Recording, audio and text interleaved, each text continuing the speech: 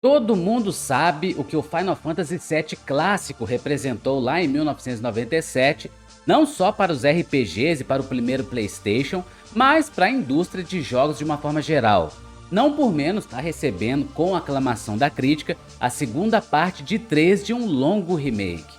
E sempre que um jogo consegue muito sucesso, surgem vários outros que bebem dessa fonte da vitória, alguns copiando uma mecânica, um design que já deu certo, e eu já falei aqui no canal de RPGs que se inspiraram de alguma forma em Final Fantasy VII, mas o jogo que eu vou te mostrar agora é talvez o clone perfeito do RPG da Square que nunca foi mostrado no YouTube do ocidente. Vem comigo!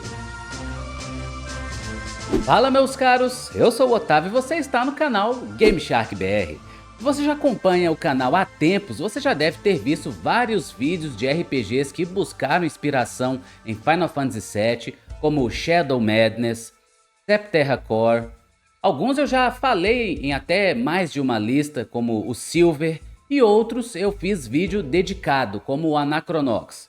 Mas na minha escavação por RPGs antigos e desconhecidos, principalmente JRPGs, eu achei o Karma Immortal Wrath para PC, um jogo de 1997 que saiu na Coreia do Sul pelas mãos da Dragonfly. E esse, acho que até hoje, é o RPG que mais suga de Final Fantasy VII, até no protagonista, vocês já vão entender o porquê. Essa história começou em 1995, quando lá na Coreia, um grupo de 5 ex-estudantes apaixonados por videogames decidiu criar seu próprio estúdio, inspirando-se na criatividade e inovação da Bullfrog, uma desenvolvedora lá da Inglaterra que fez jogos como Populous, Demi Park e Demi Hospital e que foi criada por Peter Molyneux, que mais tarde criaria a série de RPG Fable. Bom, com essa inspiração, eles nomearam sua nova empreitada de Dragonfly. No começo, eles se mantiveram no mercado com jogos de RPG e alguns títulos baseados no personagem Anpanman, que não é tão conhecido do nosso lado, mas é bem conhecido na Coreia, com um nome diferente.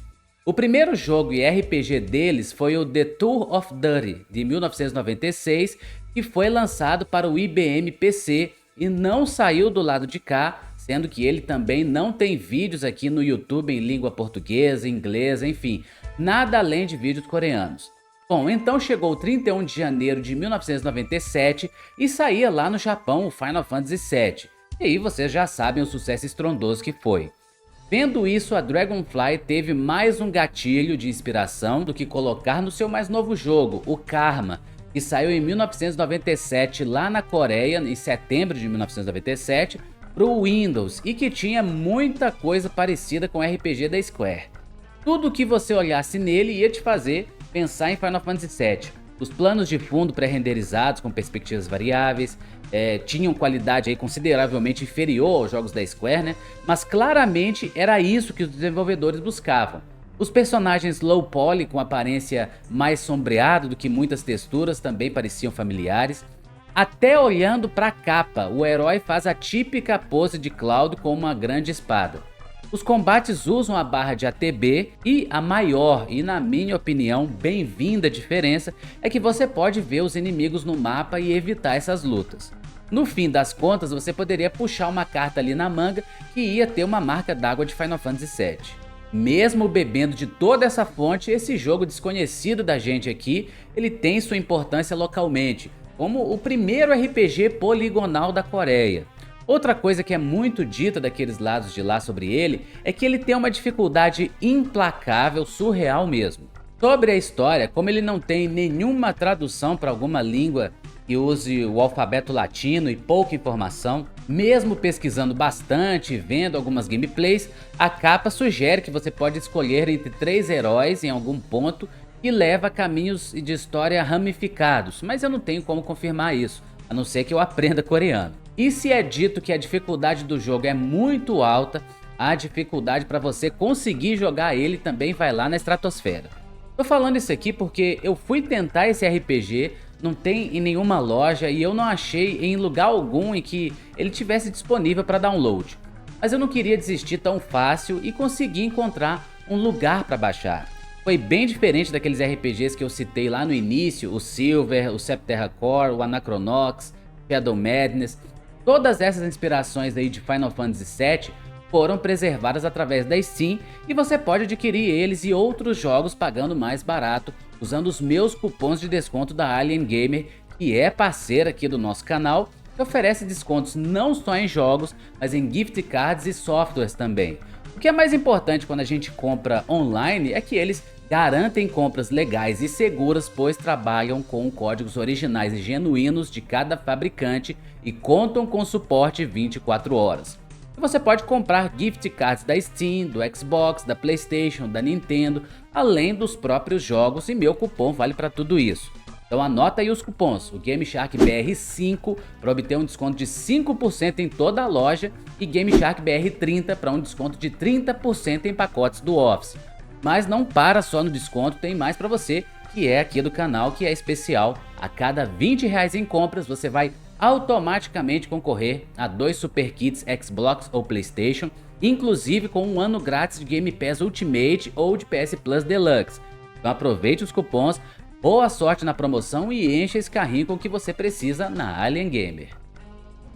Agora, falando novamente da dificuldade de encontrar o jogo para eu testar, minha última alternativa foi o Internet Archive e ele nunca falha mesmo, pelo menos na maioria das vezes, e lá eu achei o jogo para download.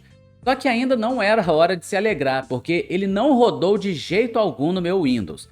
Na verdade ele até rodou, mas muito pouco, assim que começava a gameplay mesmo, o RPG crashava e eu não conseguia nem em modo de compatibilidade fazer ele funcionar. Aí foi a hora de voltar no tempo, para rodar um jogo dos anos 90 eu precisava de um sistema operacional dos anos 90. E lá fui eu achar a solução usando uma máquina virtual. Uma máquina virtual, para quem não sabe, ou popularmente como a maioria conhece, VM, é um software que simula um sistema de computador e é capaz de executar programas como se fosse um computador real. Esse software emula o ambiente de hardware, permitindo que um único computador hospede múltiplos sistemas operacionais e aplicações simultaneamente. É como se fosse um RetroArch, só que de sistemas operacionais. Eu já tinha a VM e agora precisava também baixar o Windows 98 para poder colocar o jogo lá e começar a testar. Felizmente a busca foi bem rápida, pois no canal do professor Diogo Puiati eu achei facilmente o sistema para baixar e o resto foi segurar as lágrimas aí com a nostalgia de montar a ISO e fazer a instalação do Windows 98. Então pronto, eu já tinha tudo, então agora é só rodar o jogo e ser feliz. Só que mesmo assim, ele ainda continuou travando e fechando quando eu entrava em alguma construção na vila, por exemplo. O caso é que foi um trabalho muito longo que deu pouco resultado, mas no fim das contas foi gratificante voltar nessa época e nessa forma de instalar o Windows, ver aquela interface das antigas. Mas eu ainda tenho uma pendência, eu não consegui rodar o Karma e o que vocês estão vendo são gameplays lá da Coreia. Mas eu ainda vou continuar em algum momento tentando fazer esse RPG rodar. E se você ficou interessado também e conseguiu fazer ele rodar de algum jeito, pode comentar aqui embaixo o que foi que você fez para conseguir isso, porque eu quero muito saber. Fato é que, pesquisando mesmo no YouTube, eu não achei nenhum vídeo aqui do ocidente que ao menos fizesse citação a esse RPG. Então eu tô meio que fazendo o trabalho de catalogador de RPG perdido. Esse vídeo inclusive tá com a legenda em inglês também, para que outras pessoas aí de fora da língua portuguesa tenham acesso a informações sobre essa pérola.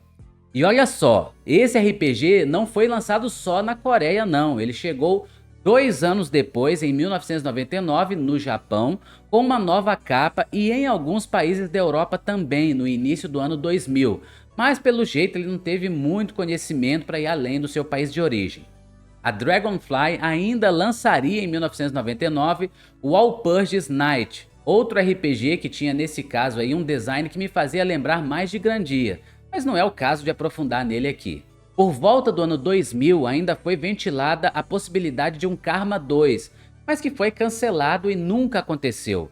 E foi mais ou menos nesse ano que a Dragonfly mudou sua estratégia, pegando o hype que estava vindo com Counter-Strike e outros jogos de FPS, e começou a criar mais coisas nesse estilo. Foi quando em 2002 chegou o Karma Online, que você deve estar pensando aí que se passava no mundo de Karma, com muita magia e fantasia.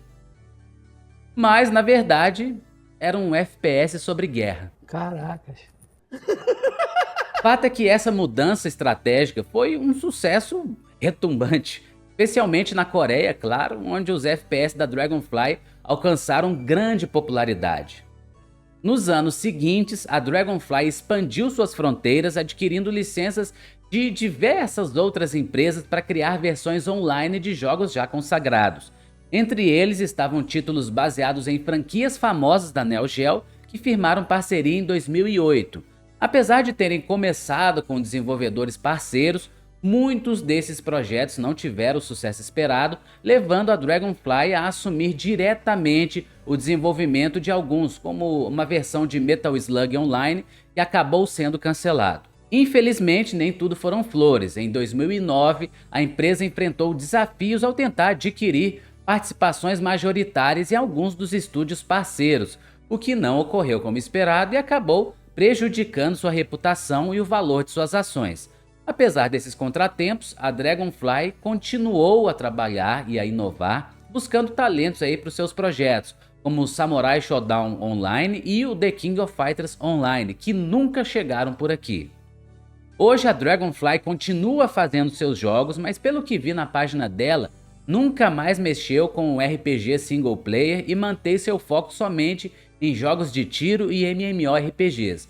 Mas eu bem que gostaria aí que, da mesma forma que outros jogos daquela época, inspirados em Final Fantasy, esse também tivesse a oportunidade de ser preservado, não por ser um jogo incrível, ter feito sucesso, mas por ser mais uma página da história que vai sendo perdida ao longo do tempo, como tantos e tantos outros jogos que viraram praticamente fósseis enterrados esperando por algum arqueólogo.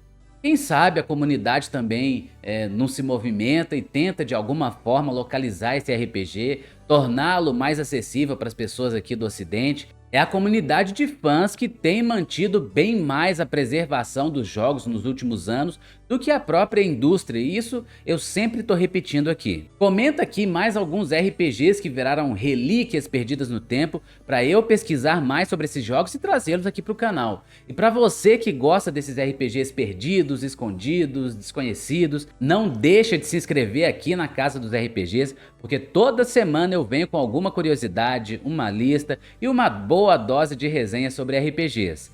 Eu tô esperando cada um de vocês pro próximo vídeo. Então, um forte abraço e até lá!